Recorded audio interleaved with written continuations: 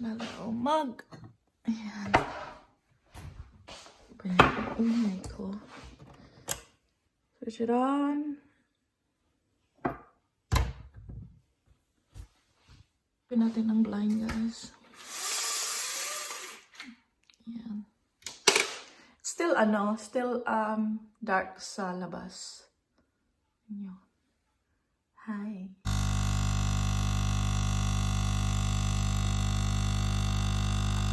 Good morning, guys. It's another morning, another work. And uuwi ako mamaya kasi kailangan ko umuwi para kay Molly kasi yung asawa ko may meeting. Kaya uuwi ako mamayang tanghali. Kaya magbabike ako. It's maginaw. Kape tayo, guys. Kape, kape, kape. Ay, nako. Nakakabuhay siya.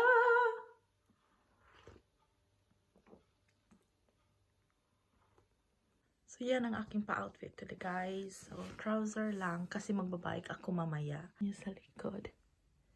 Gusto ko siya kasi napaka-comfortable niya. Tapos mag-flat shoes lang ako. Here you go. Bye, Molly. See you later. Oh, so sad, Popo. I'll see you this afternoon. Bye, Bums. Guys, tingnan ko lang kung andito ang aking bike. Here's my bike. Kauwi na ako, guys. It's lunchtime of my morning. Hi, babe. Hello. Down, down, down.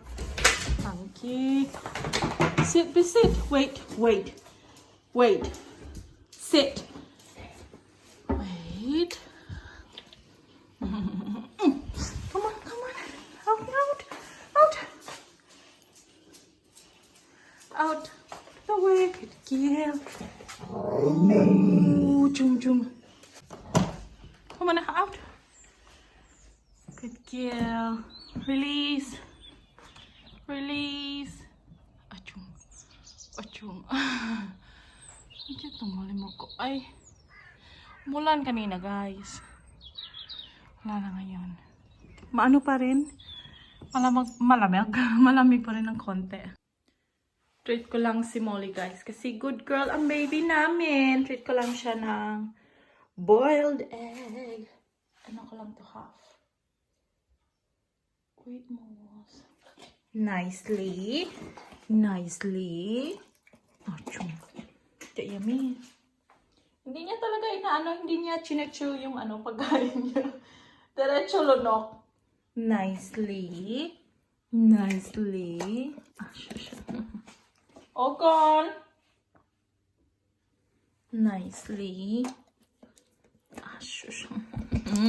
Ang good girl. I can't wait for dinner, guys, kasi bibili ako ng fried chicken mamaya pagkatapos ko work. Niisip ko, mag-stay lang ako ng overtime until 6. Pero, gusto ko umuwi ng maaga. At, so, in my head, sabi ko, I'll go for a run. Magra-running ako, magja-jogging ako. Pagdating ng mga 4, yung isip ko, wala, kakain na lang ako. Sino makarelate? Ang exercise, hindi mo pa ginagawa, nakakapagod na. Kumukurot ang puso ko kapag iniiwanan ko si Molly. OA ba ako? Aso nga siya, pero baby ko yan eh. Baby namin yan eh. Kaya, kahit napupunta lang akong work, tapos alam ko na yung asawa ko babalik mamaya, kumukurot ang puso ko. Anyway, I need to go back to work. Kasi, magbabike pa ako. Put my bag dito. Tapos iiwanan ko siya sa town. Yan yung bike ko. Okay, so umorder ako ng pagkain. Ang daming binigay ng babae sa akin. So, ang in-order ko lang is mixed tuna kebab. At binigyan niya ako ng, ang daming dali lang. Binigyan niya ako ng, isang order lang in-order ko ha. Madami siya binigay sa akin kasi kilala kilala niya ako. So, binigyan niya ako ng portion ng chips. Libre yan. Binigay niya sa akin. At ito yung original na in-order ko. Ito mixture ng kebab. Ito yung in-order ko. Ang laki niya. Tapos, pinigyan niya ako ng fried chicken. Kasi kilala niya ako. Naging kaibigan kami. Pinigyan niya ako ng fried chicken. I can't see with a paper dollar. Yeah. Dami niya binigay. You want some mint sauce? You get chili sauce on this? No. Get chili sauce. Hey guys, kain tayo. Pinakita ko na sa inyo kung anong binigay ng babae sa akin, yung nagiging kaibigan ko. Kaya kain tayo. Ang dami kong pagkain. Maubos ko ba to? Hindi ko maiubos to, no? Kain tayo.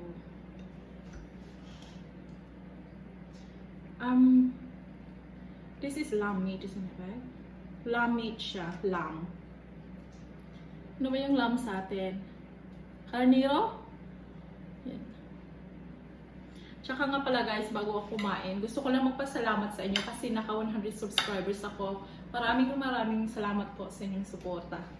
Yeah, thank you po. Yan.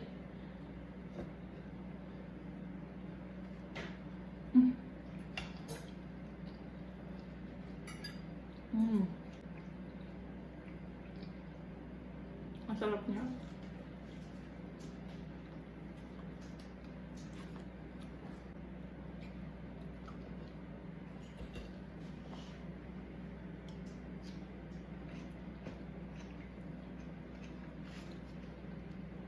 Yun, binigyan niya ako ng ng chicken wings.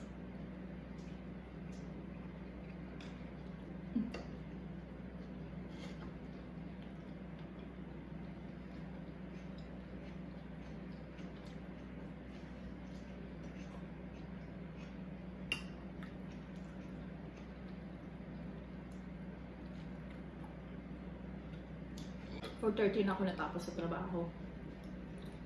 Kasi ayaw ko muna mag-overtime.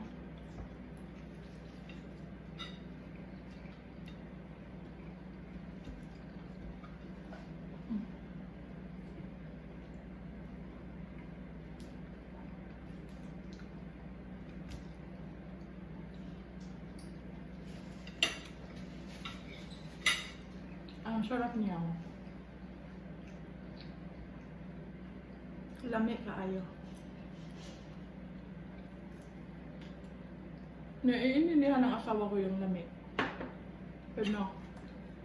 Nakaganyan lang. What is yummy in Bisaya, babe? Lami.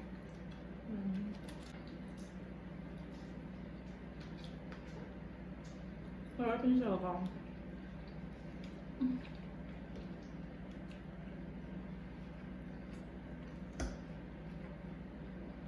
Lamb meat siya, tapos hiniwa siya ng ng sobrang nipis.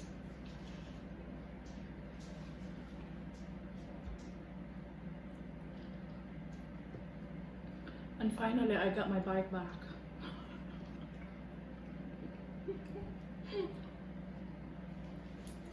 Isang linggo na nakaparada sa town.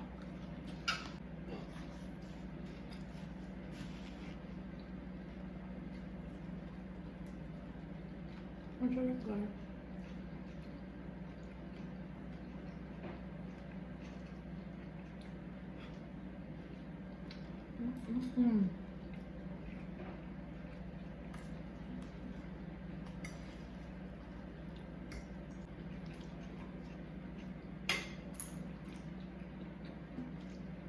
And it's already Thursday tomorrow.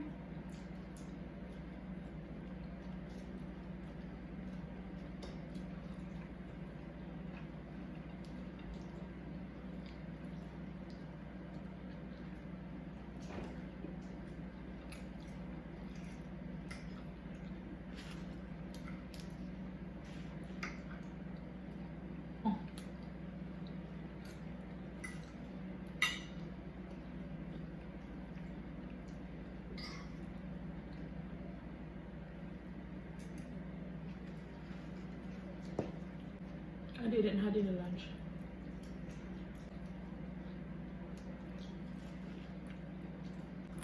Mahilig ako sa sa chips na mga maliliit. Yung mga ganito. Kasi mga matataba sila. You know.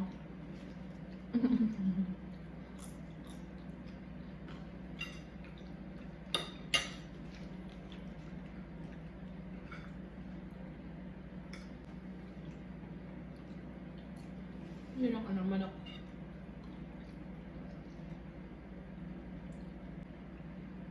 May ganito din ba sa atin? Ng mga kebab?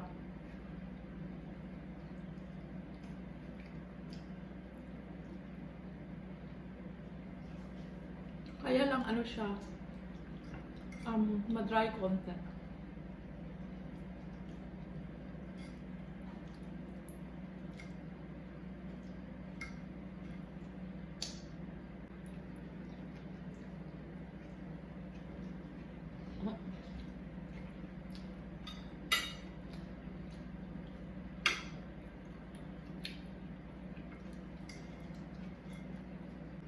Sa nature kasi ng trabaho ko,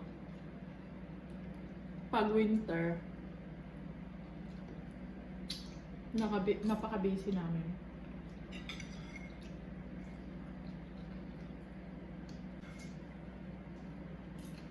Ang sarap niya talaga.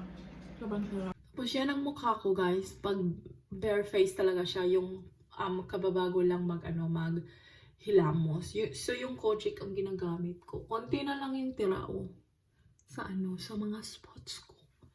Ang dami nito dati. Grabe. Sa mga bago po, iyan po ang toner na ginagamit ko. Siguro meron sa atin sa Pilipinas. Kaya siguro kumalma yung mukha ko. Dahil nito. Wala talaga akong pahid lang.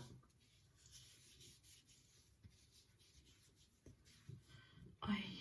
So, wala na akong naubusan ako ng aloe vera. Kailangan kong bumili. Wala pa akong time, guys. Habang habang basa pa ng konti yung mukha ko dahil sa toner, ginagamit ko to. Anong tawag nito? Ang lamig niya.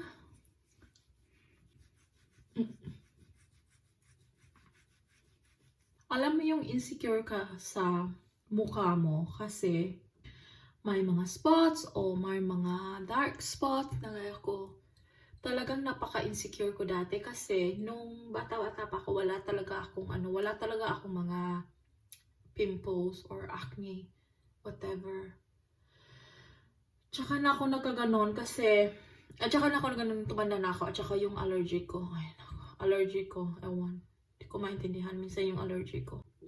Tapos, dumadami siya. Dumating na ako sa point na, alam mo yung insecure ka sa mukha mo. Kasi, ang tawag niya, nakaka-down. Kasi nga, ang daming spots. Hindi mo alam kung anong gagawin mo. Dumating na talaga sa point na wala kayo sa buhay niyo. Kayo naman titingin, hindi naman ako. Ba't ako may insecure? Sabi ko sa sarili ko, problema na yan sa tumingin. Kasi, pagod na ako, guys. Pagod na ako. Alam mo yung dinadown ko yung sarili ko.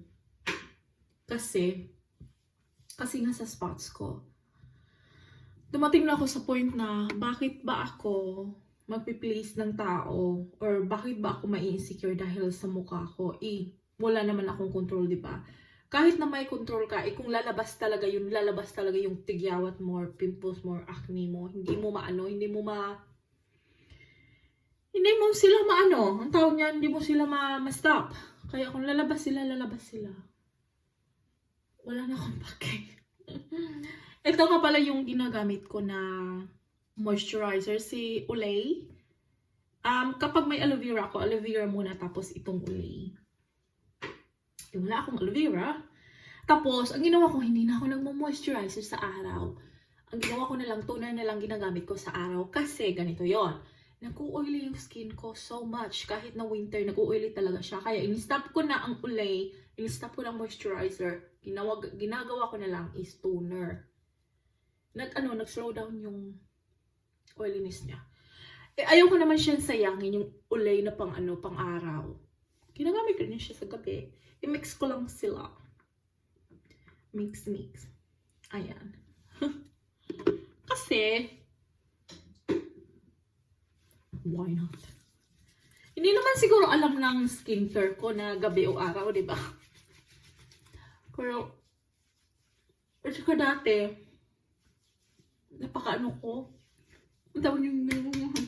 napakaganyan ginaganyan ko. Guys, nakaka-boring. Tsaka wala na akong patient nun. Ginagalan ko na lang. Sabi ng pinsan ko, ba't ko daw minimix yung night moisturizer at saka day moisturizer? Alam ba ng mukha ko na gabi or maaraw? Hindi naman, di ba? Kaya, mix na. Wala nang ano pa. Yun na guys, yun lang. Yun lang ang aking nighttime routine. Yun na lang. Ang namising lang sa routine ko sa gabi ay ang aloe vera. Kasi wala na ako noon. Naubusan ako. Guys, gusto ko lang mag-good night kasi manonood lang kami ng TV at tingnan nyo si Molly. Ganito siya pag gabi na, nagre-relax lang siya. Kaya salamat sa inyong lahat guys na salamat sa nag-subscribe. Maraming salamat talaga. And I will see you next time sa aking video. Bye!